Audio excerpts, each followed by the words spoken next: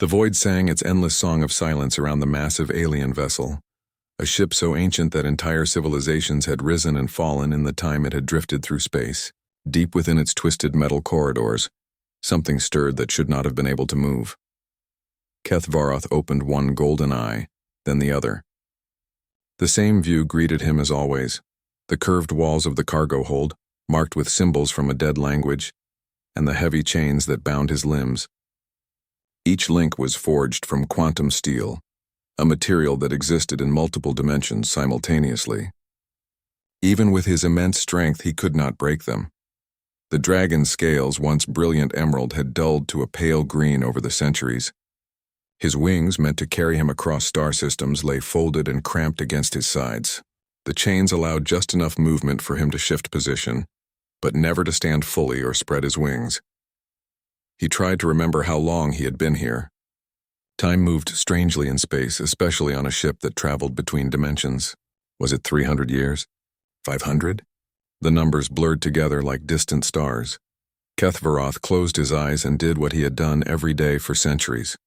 He prayed, not to the old gods of his people who had long since abandoned the physical realm, not to the cosmic forces that governed the universe. He prayed to something he had never seen but somehow knew existed. Somewhere in the vast darkness there were beings who might understand suffering, who might value life enough to help even a creature like him. The ship groaned around him, its hull damaged in ways that defied repair. Systems that had once hummed with alien energy now sparked and failed randomly. The life support barely functioned, cycling air that tasted of metal and decay. But Keth Varoth endured, as dragons always did. His kind had once been proud. Dragons were the guardians of ancient knowledge, keepers of secrets that could remake reality itself. They lived for thousands of years, accumulating wisdom and power. They could travel between stars with thought alone, bend space to their will, and command the very elements. But Keth Varoth was broken in a way that went beyond physical chains. He was sterile. The last of his lineage, unable to continue his species. Among dragons, this was worse than death. It meant the end of everything his ancestors had built. The knowledge he carried would die with him, lost forever to the universe. The Zephyrians who had captured him knew this. They delighted in it. They had chained him not just to steal his power, but to ensure that dragon wisdom would vanish when their experiments were complete. They had been close to unlocking the secrets of dimensional travel, using his essence to fuel their research. Then their ship had malfunctioned during a jump between realities. The crew died instantly, but the emergency systems kept Keth Varoth alive. He was too valuable to let perish even by accident, so he remained, a living battery for a dead ship's life support, drifting through space with no destination. The ship's computer still functioned, speaking to him in the clicking language of the Zephyrians. It told him about system failures, energy levels, and the slow decay of the vessel's orbit around various stars. Sometimes it asked him questions about dragon physiology, as if the crew might return to continue their experiments. Keth Varoth had stopped answering years ago. Instead, he thought about the home he would never see again, the crystal caves of Zarian Prime, where young dragons learned to shape reality with their minds, the floating cities where his people debated philosophy and science, the great libraries that housed the accumulated knowledge of 1,000,000 years. All of it was gone now.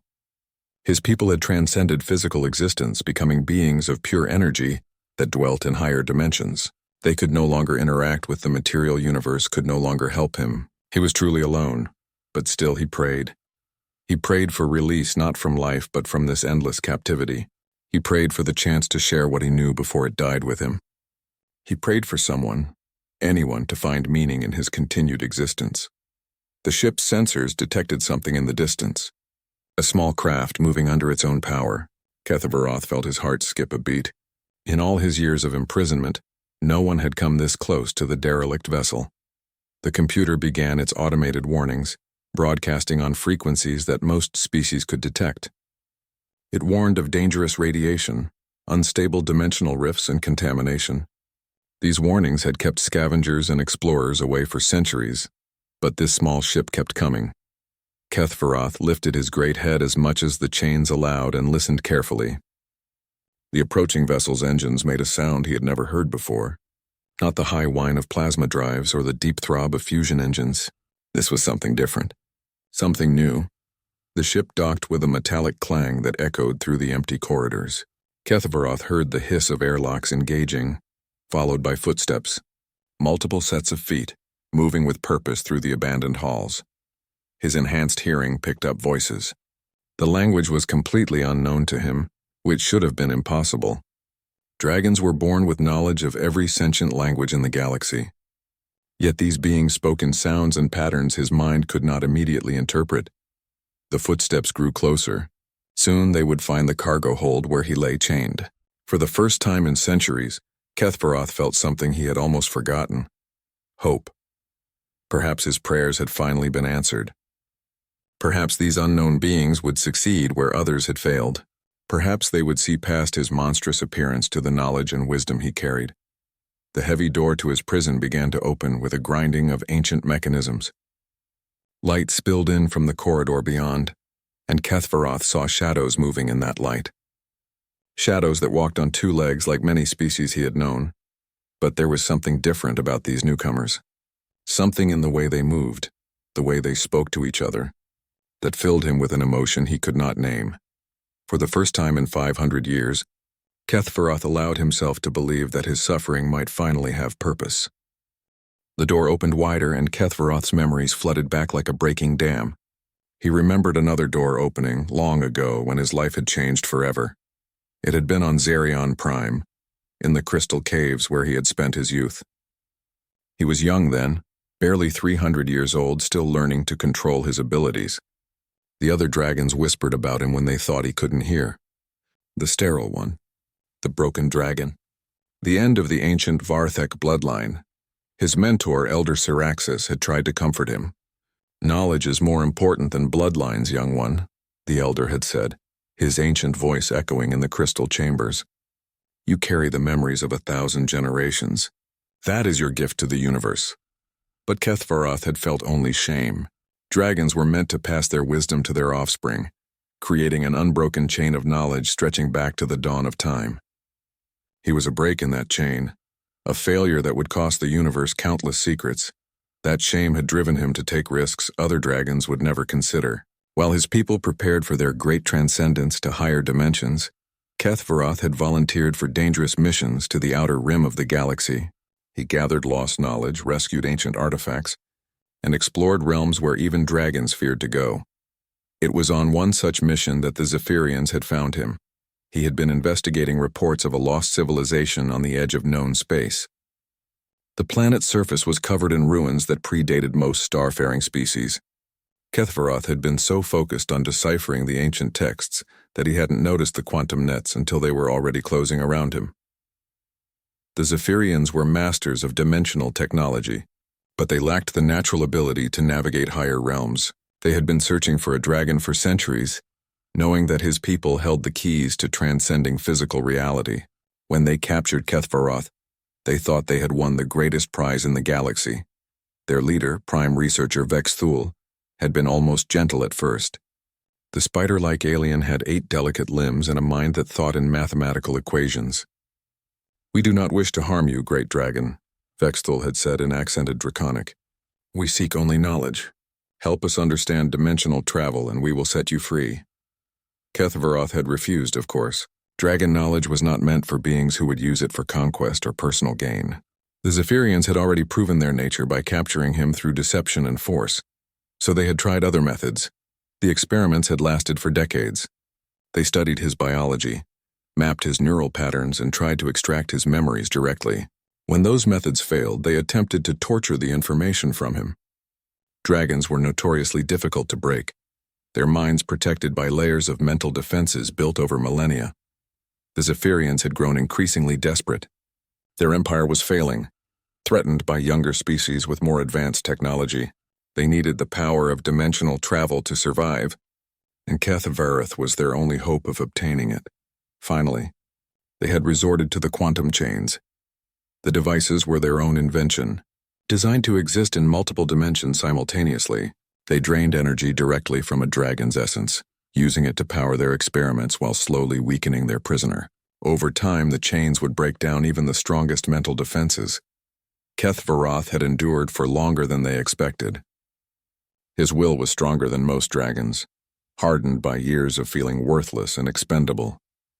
If he was to die in captivity, he would at least die without betraying his people's secrets.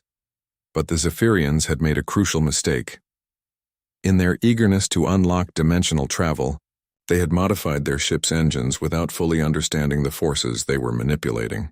During one of their experiments trying to force Kethvaroth's knowledge from his mind through torture, they had activated an incomplete dimensional drive. The result was catastrophic. The ship had been torn between realities, its crew killed instantly by forces beyond their comprehension. Only the emergency systems remained functional, powered by the same quantum chains that bound the dragon. Kethvaroth had survived because the chains made him part of the ship's power grid. For the first few years he had expected rescue. Surely other dragons would sense his distress and come for him, but as time passed he realized the truth. His people had completed their transcendence, leaving the physical universe behind. They could no longer reach him, even if they wanted to. The ship drifted through space, its damaged engines carrying it on random trajectories between star systems. Sometimes it would orbit a planet for years before the gravity well finally released it. Other times it would pass through asteroid fields or nebulae, collecting cosmic debris that clung to its hull like barnacles. Kethvaroth had tried everything to escape. He had tested the chain's limits until his scales bled. He had attempted to overload the ship's systems, hoping to cause a failure that might free him. He had even tried to contact other species telepathically, though few beings could hear dragon thoughts across the void. Nothing had worked. As the centuries passed, he had watched through the ship's sensors as civilizations rose and fell. He saw species discover space travel, explore the galaxy, and sometimes destroy themselves through war or environmental collapse. He witnessed the birth of new stars and the death of old ones. Through it all, he had prayed. At first, he prayed to his ancestors, begging them to remember him in their higher realm. When that brought no response, he prayed to the cosmic forces that governed reality. When silence answered those prayers too, he had begun praying to something else. In his travels, Kethvaroth had encountered many species. Most were predictable in their behavior, following patterns that dragons had observed for millions of years. They conquered or were conquered. They achieved enlightenment or destroyed themselves. They transcended physical existence or faded into obscurity. But in the ancient texts he had studied, there were references to beings that defied these patterns. Creatures that refused to accept impossible situations, beings that found solutions where none should exist. The texts were vague, written in languages so old that even dragons struggled to translate them. These beings were called by many names in the ancient scripts. The determined ones, the breakers of chains, the species that would not yield. Kethvaroth had begun to pray to them, though he had never seen proof they existed. He prayed that they would find him, that they would possess the stubborn refusal to accept his situation that had been described in the texts. He prayed that their determination would succeed where dragon wisdom and power had failed. Now, as the door to his prison opened fully, and he saw the silhouettes beyond, he wondered if his prayers had finally been answered. The beings in the doorway were small, much smaller than dragons or Zephyrians, but there was something in their posture, something in the way they held themselves that reminded him of the ancient descriptions. They did not flee at the sight of him. They did not kneel in fear or reverence. Instead, they stepped forward into his prison, their strange voices filled with what sounded like excitement and wonder.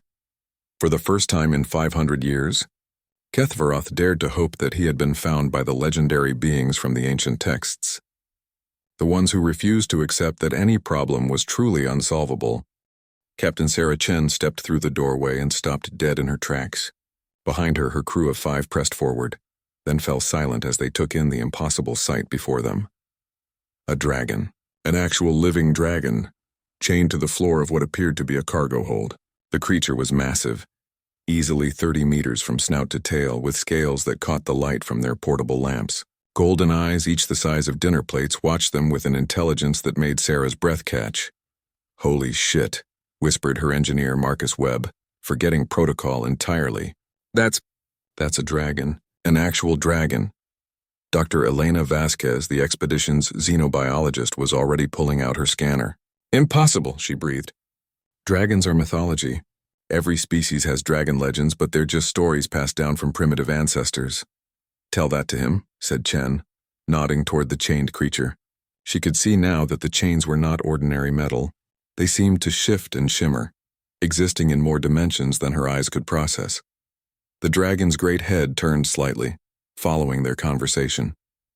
When it spoke, the voice came from everywhere at once, resonating through the metal walls and directly into their minds. You are not Zephyrian. The words were spoken in perfect English, though the dragon's mouth had not moved. What species are you? Chen found her voice first. As captain of the exploration vessel Persistence, she had encountered many alien species during humanity's rapid expansion into space. But nothing had prepared her for this. We're human, she said aloud, then realized the dragon might be communicating telepathically. She tried thinking the words as clearly as possible. I'm Captain Chen of the Earth Alliance vessel Persistence. Who are you? Human. The dragon's mental voice carried notes of wonder and something that might have been relief. I have never heard of your species. I am Kethvaroth of the Varthek line, last of the dimensional dragons of Zarian Prime. Last? Chen stepped closer, ignoring the warning beeps from her radiation scanner. The chains binding the dragon were clearly artificial, and the condition of the surrounding ship suggested this was a prison, not a willing arrangement. How long have you been here? 537 of your years, if my calculations are correct. The dragon's massive head lowered slightly, as if the weight of centuries had suddenly become too much to bear. I had begun to believe no one would ever find this vessel. Dr. Vasquez was studying her readings with growing excitement. Captain, the biosignatures are off the charts. This creature is generating energy levels I've never seen in any living being. And these chains, they're composed of matter that exists in at least 6 dimensions simultaneously. Quantum steel, Kethvaroth confirmed. The Zephyrians used them to bind me, to drain my essence for their experiments. Chief Security Officer Jake Morrison stepped forward, his hand instinctively moving toward his weapon before he stopped himself. Zephyrians? Never heard of them. They are extinct, the dragon replied. Their ship malfunctioned during one of their experiments. They died, but the emergency systems kept me alive to power their vessel. I have been drifting through space ever since. Chen felt a familiar anger building in her chest. Throughout human history, their species had faced oppression and injustice. When they finally reached the stars, they had made a solemn vow. Never again would they stand by while the strong preyed upon the weak. That's monstrous, she said, both aloud and telepathically. Keeping you chained for centuries. It's slavery. Worse than slavery, Kethvaroth replied. They sought to steal the knowledge of my people, ancient wisdom that could reshape reality itself. When I refused to share it, they attempted to torture it from my mind. Marcus was examining the chains more closely, running his hands along the strange metal without actually touching it. Captain, I've never seen anything like this. The engineering is beyond anything in our databases, but... He paused, pulling out a small device. The power source might be vulnerable. These chains are drawing energy from somewhere. If we could disrupt the flow, you would try to free me. The dragon's mental voice carried such surprise that Chen felt it like a physical blow. But you know nothing about me. I could be dangerous. I could be a criminal imprisoned for good reason. Chen looked up at the magnificent creature, noting the obvious care taken to keep him alive, but not comfortable. The chains allowed minimal movement, just enough to prevent muscle atrophy. The feeding tubes that snaked along the walls suggested he had been kept in working condition like a piece of machinery. Were you? She asked simply. A criminal? No. I was a researcher and guardian of knowledge. My crime was being born sterile, unable to continue my bloodline. My second crime was refusing to betray my people's secrets to those who would use them for conquest. That was all Chen needed to hear. She turned to her crew. Marcus, I want you to study those chains. Find a way to break them. Elena, run a full medical scan. I want to know his condition after 5 centuries of captivity. Check the ship's systems. Maybe we can learn more about what happened here. Captain, her communications officer Lisa Park spoke up for the first time. Shouldn't we contact command? A discovery this significant? We'll wait until we've freed him, Chen said firmly. I won't leave any sentient being in chains no matter how important the discovery might be to our scientists. The dragon's great head lifted slightly. You would help me without knowing what you might gain from it? That's what humans do, Chen said, surprised by the question. We help because it's the right thing to do. The silence that followed was heavy with emotion. When Kethaveroth spoke again, his mental voice trembled. I prayed to unknown beings for deliverance. In the ancient texts of my people, there were references to a species that would not accept injustice, that would fight against impossible odds for no reward save the knowledge that they had done what was right. I prayed to them, though I did not know if they truly existed. Chen felt a chill run down her spine. What did the texts call these beings? The breakers of chains, the determined ones, the species that would not yield. The dragon's golden eyes fixed on her with an intensity that made her feel as if he could see into her soul. The text said they would one day walk among the stars, and that their greatest strength would not be their weapons or their technology, but their refusal to abandon hope. Marcus looked up from his examination of the chains. Captain, I think I found something. The power conduits are definitely vulnerable. Give me a few hours with the right tools and I might be able to disrupt the quantum field holding these together. Do it, Chen ordered. Elena, what's his medical status? Remarkable, the doctor replied, still staring at her scanner. Centuries of captivity, and his life signs are stronger than most healthy humans. But there are signs of psychological trauma. Extended isolation, sensory deprivation, chronic stress. He's been suffering, Captain. Chen nodded grimly. Then we end that suffering now. She looked back up at the dragon. Kethaveroth, we're going to get you out of here. I can't promise it will be easy or safe, but I can promise we won't stop trying until you're free. The great dragon closed his eyes, and for a moment Chen thought she saw tears gathering in those golden orbs. For 5 centuries, I believed I had been forgotten by the universe, that my prayers fell on deaf ears, that my suffering had no purpose. When he opened his eyes again, they blazed with something Chen had not seen before. Hope. Perhaps I was wrong. Perhaps the universe simply needed time to send me the right rescuers.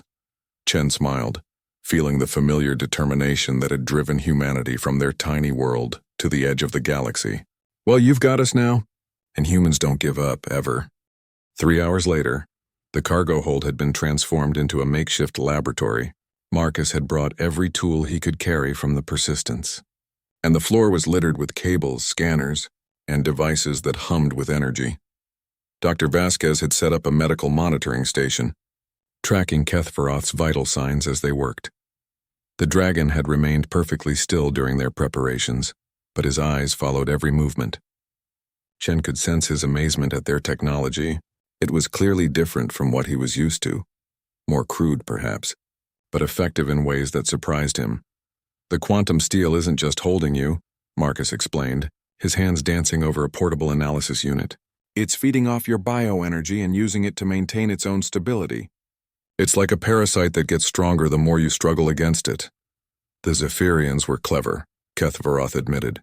The chains grow tighter if I attempt to break them with physical force. Over the centuries, I exhausted myself trying to escape, which only made my prison more secure.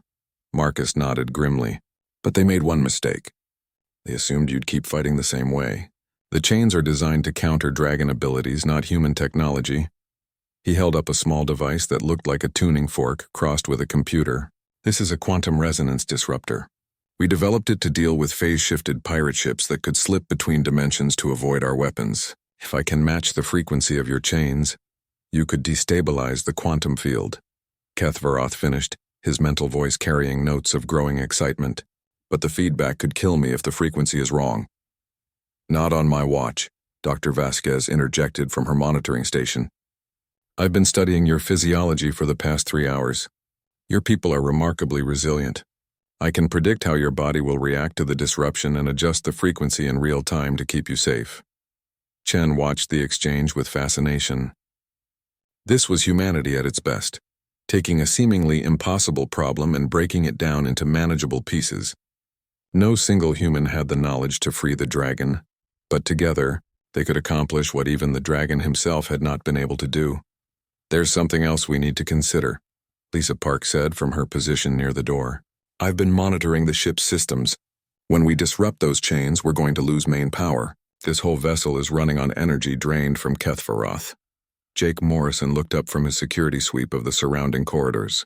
How long do we have after the power dies? Life support will last maybe 6 hours on backup power, Lisa replied. After that, she shrugged. Then we make sure we're all off this ship before then, Chen said firmly. Can the persistence handle the added mass of our friend here? I am not small, Kethvaroth warned. Adult dragons require considerable space, and my weight? Lady, you haven't seen what human engineering can accomplish when we put our minds to it, Marcus grinned. Our cargo bay was designed to carry mining equipment for asteroid operations. We can reconfigure it to accommodate you, though it might be a tight fit. You would take me aboard your vessel? The dragon's mental voice carried such wonder that Chen felt her throat tighten with emotion. But I am a stranger to you. You know nothing of my true nature or intentions. We know enough, Chen replied. You've been tortured for 5 centuries and never broke. You could have lied to us, told us you were innocent, but instead you told us the truth about your people and your situation. That's all we need to know about your character. Dr. Vasquez looked up from her monitors. There's something else. Captain, his scans show massive neural pathways that I've never seen in any species. The knowledge he's carrying, it's literally encoded in his brain structure. He's like a living library. My people's gift and curse, Kethvaroth confirmed. We carry the memories and knowledge of our ancestors. Normally, this wisdom would be passed to our offspring, creating an unbroken chain of learning stretching back millions of years. But I am sterile. When I die, countless eons of accumulated knowledge will die with me. Chen felt a familiar fire building in her chest. Throughout their short history in space, humans had made it their mission to preserve knowledge wherever they found it. They had rescued dying libraries from war-torn planets, saved scientific databases from collapsing civilizations, and maintained vast archives of cultural heritage from species across the galaxy. Not if we have anything to say about it, she declared. Humanity has developed techniques for preserving and sharing knowledge. If you're willing, we might be able to help you record your people's wisdom before it's lost forever. You would do this, even though the knowledge might be dangerous in the wrong hands? That's why we'd make sure it doesn't fall into the wrong hands, Chen replied. Humans aren't perfect, but we've learned a thing or two about protecting important information. Marcus suddenly straightened up from his work. Captain, I think I've got it. The resonance frequency is stable, and Dr. Vasquez's monitoring system is synchronized with the disruptor. We're ready to try. What are the risks? Chen asked. To him, minimal if Elena's calculations are correct. To us, Marcus shrugged. The power feedback could overload our equipment. The ship's systems might fail catastrophically, and if we're wrong about the quantum mechanics involved, we could accidentally tear a hole in space-time. Acceptable risks, Chen said without hesitation. Captain, Jake warned, Earth Command would never approve an operation this dangerous based on theoretical calculations. Good thing Earth Command isn't here, Chen replied. Besides, this is exactly the kind of impossible situation humans specialize in. We've been defying the odds since we first looked up at the stars and decided we belonged out here. Kethvaroth's mental voice was quiet when he spoke. In all my centuries of imprisonment, I never dared hope for rescue. Even less did I hope for rescuers who would risk their lives for a stranger. Your species, you are truly the beings described in the ancient texts.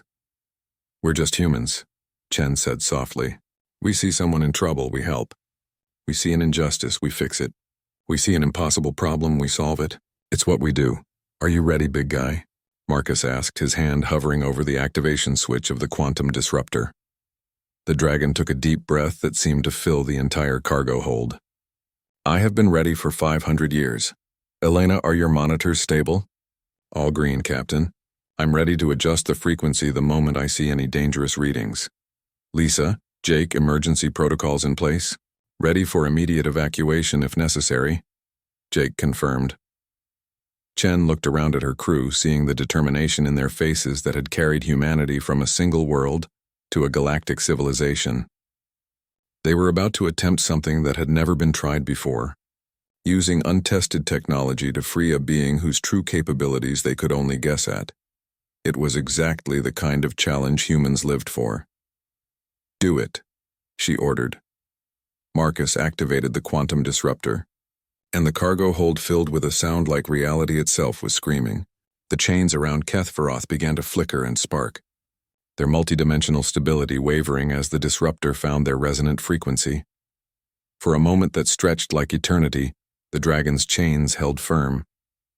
Then, with a sound like breaking glass and tearing metal combined, they shattered into fragments that flickered between dimensions before disappearing entirely. Kethvaroth was free. For the first time in over 5 centuries, Kethvaroth moved freely. The sensation was overwhelming. His massive form uncoiled slowly, muscles that had been cramped for so long protesting as he attempted to stand. The humans around him stepped back to give him room, but their expressions showed wonder rather than fear. The ship's lights flickered and died as the power grid collapsed without the dragon's energy to sustain it. Emergency lighting kicked in, bathing the cargo hold in a dim red glow that made everything look like a scene from a dream. "How do you feel?" Dr. Vasquez asked, her medical scanners tracking his vital signs in the darkness. Kethvaroth stretched his neck, then carefully extended one wing. The tip brushed against the ceiling, confirming what he had long suspected. He had grown during his captivity. Dragons never truly stopped growing, and 5 centuries had added considerably to his size. "Free," he said simply, the mental word carrying such profound relief that several of the humans felt tears in their eyes. "For the first time since my capture, I feel truly free."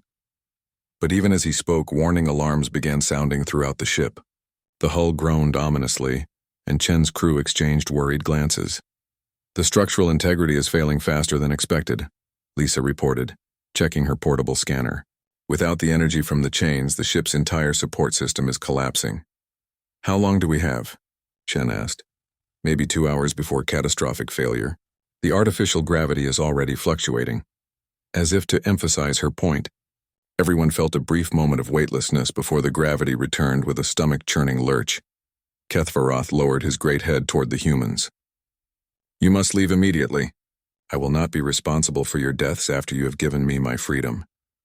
"We're not leaving without you," Chen said firmly. "Marcus, what's the situation with transport?" The engineer was already running calculations on his tablet. "The corridors between here and the docking bay are barely wide enough for him. We'd have to move in single file, and some of the passages—" He shook his head. "Captain, I don't think it's physically possible." "There's another problem," Jake added grimly. "I've been monitoring the route. 3 sections have already suffered structural damage. The walls are buckling." Kethvaroth was quiet for a long moment, his golden eyes studying the humans who had risked everything to free him. When he spoke, his mental voice was resolute. "There is a way, but it will require you to trust me completely." "What do you mean?" Shen asked. "Dragons possess abilities that most species consider mythical. Dimensional manipulation, matter transformation, short-range teleportation. My powers have been suppressed by the chains for centuries, but now—" He paused, flexing claws that seemed to shimmer with inner light. "I can feel my abilities returning."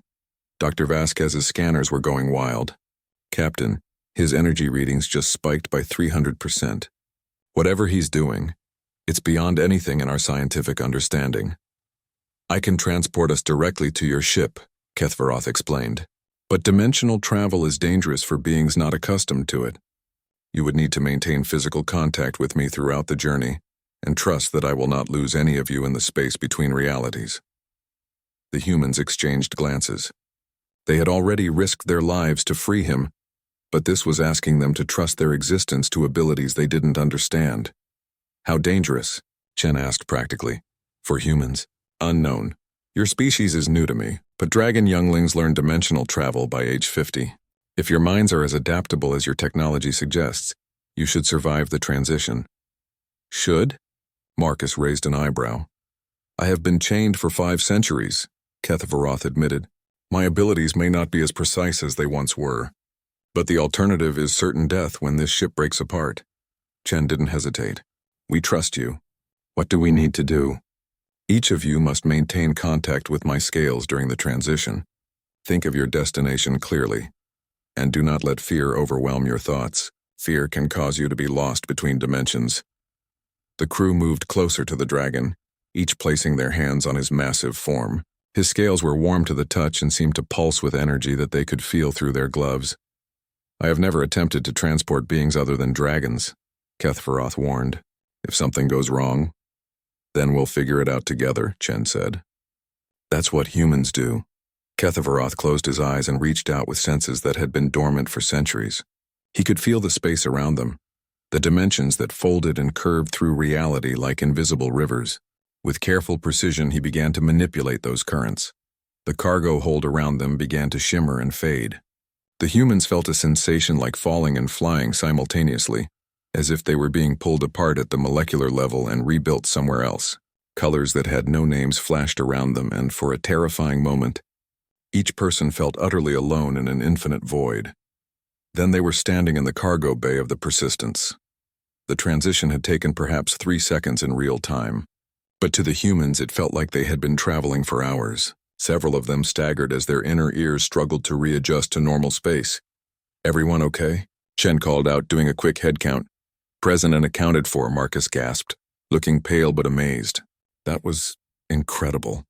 Dr. Vasquez was already scanning everyone with her medical equipment. No apparent ill effects. Slightly elevated stress hormones. But that's to be expected. Kethvaroth had materialized in the center of the cargo bay, his massive form filling most of the available space. His head nearly touched the ceiling, and his wings were pressed tightly against his sides. "It is smaller than I expected," he said, looking around at their ship with curiosity. "Human ships prioritize efficiency over size," Chen explained. "We can expand this space if needed, but for now, are you comfortable enough?" "After 5 centuries in chains, anywhere I can move freely is paradise," the dragon replied. "But I fear I may be too large for extended travel in such confines." "Don't worry about that yet," Chen said. "Right now we need to get away from the Zephyrian ship before it breaks apart completely." Lisa was already at the navigation console. "Captain, the alien vessel is starting to come apart. Debris is spreading in all directions. Take us to a safe distance," Chen ordered, "and prepare a message for Earth Command. They're going to want to know about this." As the Persistence moved away from the dying alien ship, Kethvaroth watched through the viewports.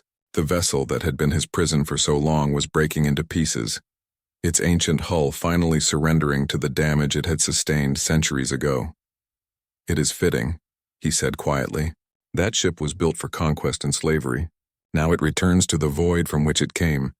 What will you do now?" Dr. Vasquez asked. "You're free, but you're also the last of your kind, far from home." Kethvaroth turned his golden eyes toward the humans who had saved him.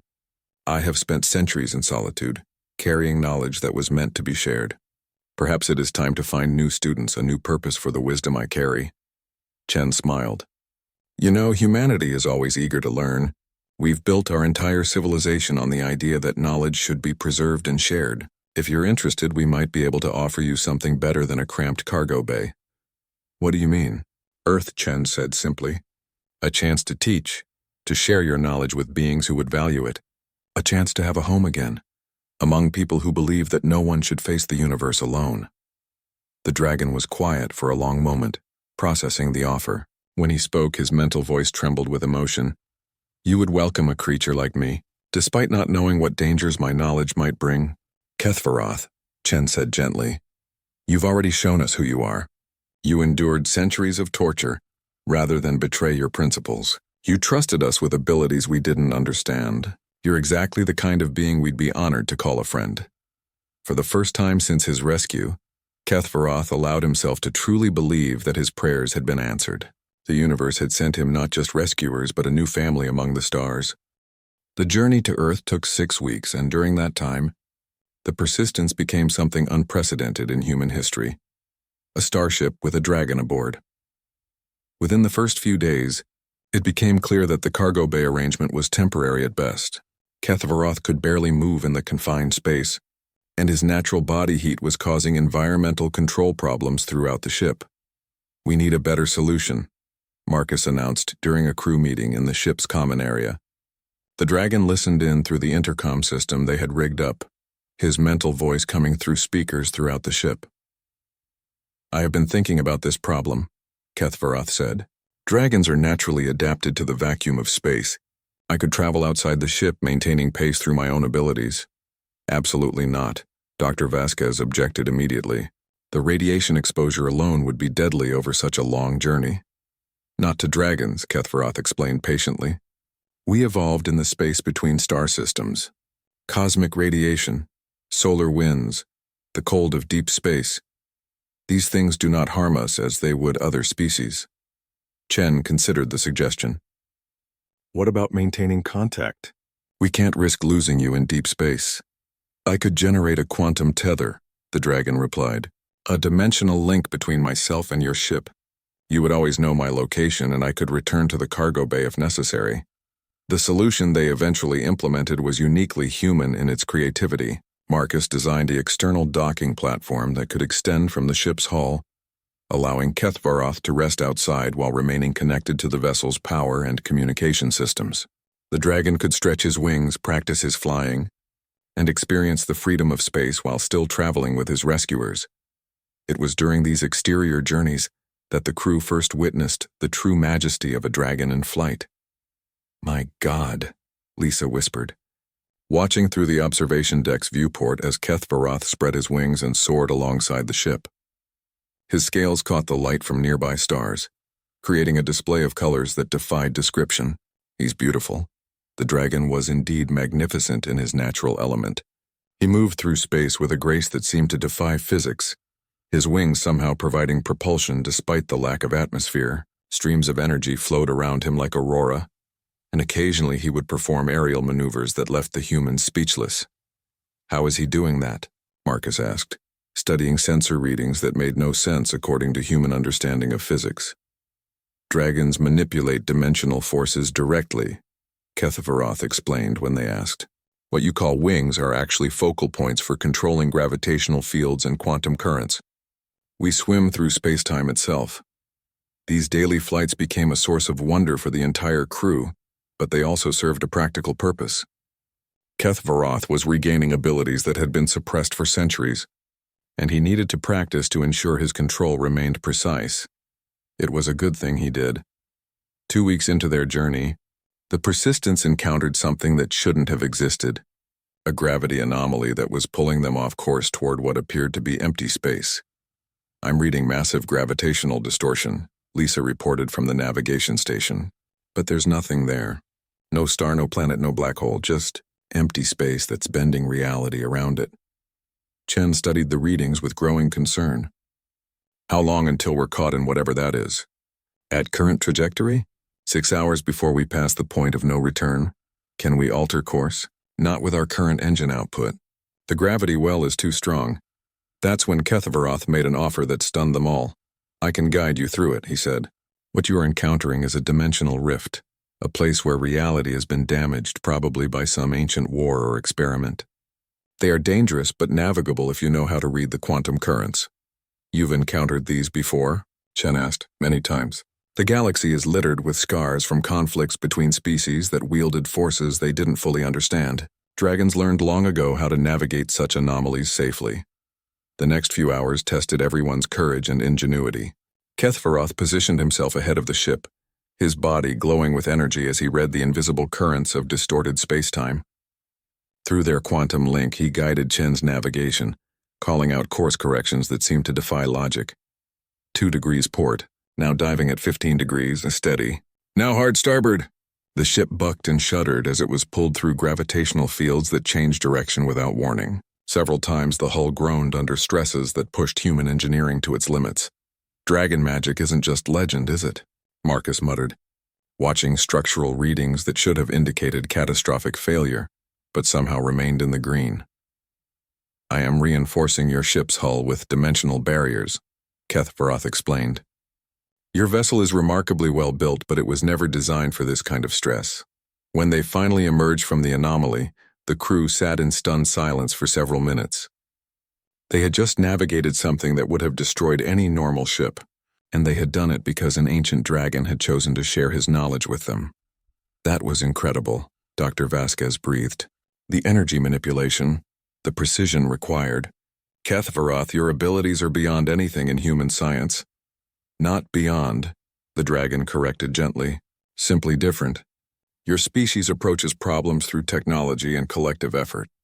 Dragons rely on individual ability and inherited knowledge. Both methods have their strengths." It was during the quiet hours after their escape that Kethvaroth began to truly open up to his human companions. He shared stories of his people's history, their great cities among the stars, and the knowledge they had accumulated over millions of years. "We were teachers once," he told them, as they sat in the observation lounge, his massive head visible through the viewport as he glided alongside the ship. "Before we transcended physical existence, dragons served as guardians of wisdom throughout the galaxy. We helped younger species avoid the mistakes that had destroyed their predecessors." "What kinds of mistakes?" Chen asked. The usual ones. Wars over resources that could have been shared. Environmental destruction driven by short-term thinking. The creation of weapons that were too powerful to control. The pursuit of knowledge without wisdom to guide its use. Sounds familiar, Jake said grimly. Humans have made our share of those mistakes. But you learned from them, Kethvaroth observed. Your species nearly destroyed itself several times, yet you survived and grew wiser. That is rare among young civilizations. Dr. Vasquez leaned forward in her chair. The knowledge you carry, is it scientific? Philosophical? Historical? All of those and more, the dragon replied. Dragons are living libraries. We remember everything. The birth and death of stars, the rise and fall of empires, the solutions to problems that destroyed entire species. But more importantly, we remember the wisdom that comes from watching the universe for eons. And you're willing to share this knowledge with humanity? Chen asked. I am the last dragon in physical form. When I die, everything I know dies with me unless I find a way to pass it on. Your species has shown me something I had never seen before. The willingness to risk everything to help a stranger, simply because it was the right thing to do. That tells me that humans might be worthy inheritors of dragon wisdom. The offer was staggering in its implications. Access to millions of years of accumulated knowledge could advance human civilization by centuries or even millennia. But it also came with enormous responsibility. We'd have to be careful, Chen said thoughtfully. Some knowledge is dangerous in the wrong hands. Indeed. That is why dragons were selective about what we taught and to whom. But I have observed your crew carefully during our journey. You possess the wisdom to use knowledge responsibly, the compassion to share it for the benefit of all, and the courage to face the consequences of your choices. As Earth grew larger in their viewports, Kethvaroth felt something he had not experienced in centuries, anticipation for the future. For so long he had been a prisoner of the past, carrying the weight of his people's legacy with no hope of sharing it. Now, he was approaching a world full of beings who might become the students he had never been able to have, the inheritors of wisdom that might otherwise be lost forever. When we reach Earth, he said to his human friends, I would like to meet more of your kind. I want to understand the species that produces individuals capable of such extraordinary compassion and determination. Chen smiled, looking out at the blue-green world that was becoming visible ahead of them. I think you're going to be amazed by what humanity can accomplish when we put our minds to it. And I think we're going to learn more from you than we ever imagined possible. Earth orbit was unlike anything Kethvaroth had ever experienced. As the Persistence approached the blue-green world, he found himself surrounded by thousands of ships representing dozens of human colonies and allied species. The planet below bustled with activity, its surface dotted with cities that sparkled like jewels against the continents. Welcome to Earth, Chen said, her voice filled with pride as she watched the dragon's amazement through the viewport. Home to 8 billion humans and about 2 billion other sentient beings from across the galaxy. So many, Kethvaroth marveled. When my people were physical beings, our largest cities housed perhaps 1 million dragons. But this... He paused, taking in the scope of human civilization. You have built something magnificent. The arrival of a dragon had caused quite a stir throughout human space. Within hours of Chen's initial report, Earth Command had assembled a welcoming committee that included xenobiologists, historians, philosophers, and representatives from every major human institution.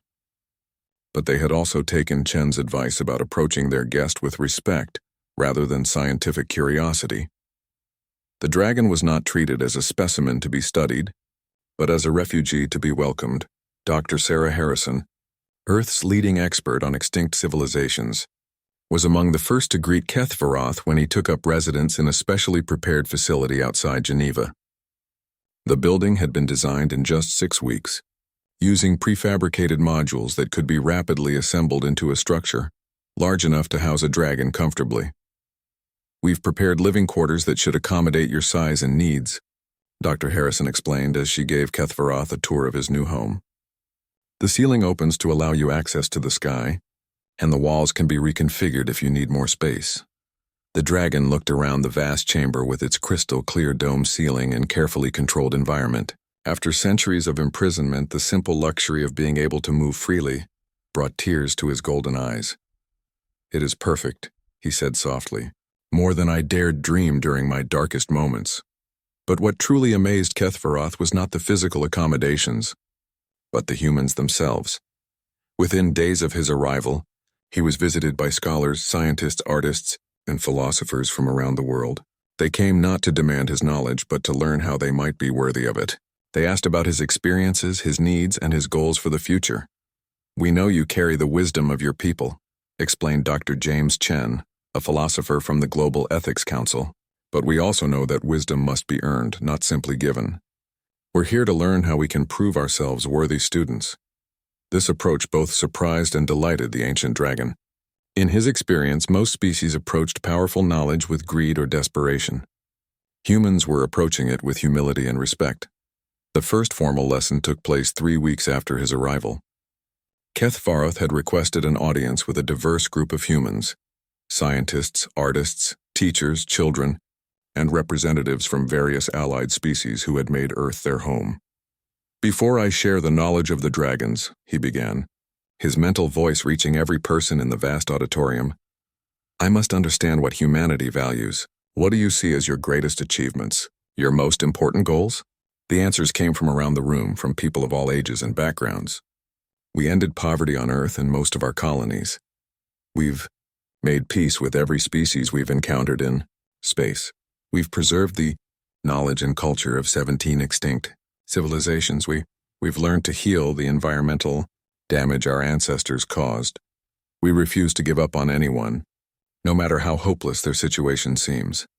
Kethvaroth listened to each response with growing wonder. The values these humans described aligned perfectly with the principles that had guided dragon civilization for millions of years. "You speak of compassion, wisdom, preservation of knowledge, and refusal to abandon hope," he observed. "These are the very foundations upon which dragon society was built. Perhaps it is not coincidence that you found me when you did." Over the following months, Kethvaroth began sharing dragon knowledge in carefully chosen portions. He taught human scientists about dimensional physics, showing them how to access energy sources that could power their civilization for millions of years without harming any world or species. He shared with their historians the true stories of ancient civilizations, filling in gaps in the archaeological record and revealing connections between species that had been lost to time. To their philosophers, he offered the accumulated wisdom of eons, insights into the nature of consciousness, the patterns that governed the rise and fall of civilizations, and the ethical frameworks that allowed species to transcend their physical limitations. But perhaps most importantly, he worked with human educators to develop new ways of learning and teaching that could help them avoid the mistakes that had destroyed countless other species. "Knowledge without wisdom is dangerous," he explained to a gathering of teachers from around the world. "Your species has learned this through hard experience. Now I can help you teach that wisdom to others, to ensure that the knowledge I share is used responsibly." As the seasons changed on Earth, Kethvaroth discovered something he had never expected: purpose. For the first time since learning of his sterility, he felt that his existence had meaning beyond simple survival. He was not just preserving dragon knowledge, he was helping it evolve. Human perspectives and insights were adding new dimensions to ancient wisdom, creating something greater than either species could have achieved alone. The collaboration bore fruit in ways neither dragons nor humans had anticipated. Human ingenuity combined with dragon knowledge led to breakthroughs in medicine that could heal injuries across species lines. Engineering advances made possible by dimensional manipulation allowed for the construction of habitats that could support any form of life. Most importantly, the partnership demonstrated something that both species had long believed: that the universe was vast enough for all sentient beings to thrive together. 1 year after his rescue, Kethvaroth stood on the observation deck of his home, looking up at the stars. Captain Chen and her crew had become regular visitors, and they were with him now, sharing the quiet evening. "Do you ever regret it?" Chen asked. "Sharing so much knowledge with us? Trusting a species you'd never encountered before?" The dragon considered the question carefully. Around them, Earth hummed with activity. Human cities glowed with gentle light powered by dimensional energy sources he had taught them to tap. Ships moved through the sky using principles of flight that dragons had perfected millions of years ago. In schools around the world, children learned not just human history but the wisdom of ages. For 5 centuries I prayed to unknown beings for deliverance, he said finally. I prayed that someone would find meaning in my suffering, purpose in my continued existence. I prayed that the knowledge I carried might someday serve the greater good of the universe. He turned his golden eyes toward his human friends. Those prayers have been answered beyond my wildest hopes. Not only did you free me from my chains, but you gave me something I thought I would never have. Students worthy of dragon wisdom, a legacy that will outlive my physical form. Dr. Vasquez smiled. You've given us just as much. The knowledge, yes, but more than that. You've shown us what it means to endure suffering without losing hope, to carry responsibility without being crushed by it, to share wisdom without demanding anything in return. Perhaps, Kethvaroth mused, this was always meant to be. Perhaps my people transcended physical existence, knowing that someday another species would be ready to receive our knowledge. Perhaps my capture and imprisonment were necessary to ensure that I would be in the right place at the right time to meet you. He spread one wing, encompassing his human friends in its shadow. The ancient texts spoke of the breakers of chains, the species that would not yield to injustice. But they also spoke of something else, the great partnership, when the wisdom of the old would combine with the determination of the new to create something greater than either could achieve alone. Chen looked up at the vast wing above them, then at the face of the ancient being who had become their teacher and friend. So what happens now? Kethvaroth's mental voice carried warmth and contentment that his rescuers had never heard before. Now we continue the work. There are other species in the galaxy who could benefit from the partnership we have forged. Other ancient wisdoms waiting to be rediscovered.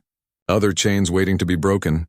He looked up at the stars where human ships now traveled using knowledge that had been locked away for centuries, where other species had begun to seek out Earth, drawn by stories of the humans who had befriended a dragon and shared his gifts with the galaxy. For 500 years, I was a prisoner of the past. Now thanks to you, I am a guardian of the future, and what a magnificent future it promises to be. As night fell over Earth, the last physical dragon in the universe settled down to rest, surrounded by friends who had proven themselves worthy of the greatest gift he could offer, the accumulated wisdom of eternity, freely given and gratefully received.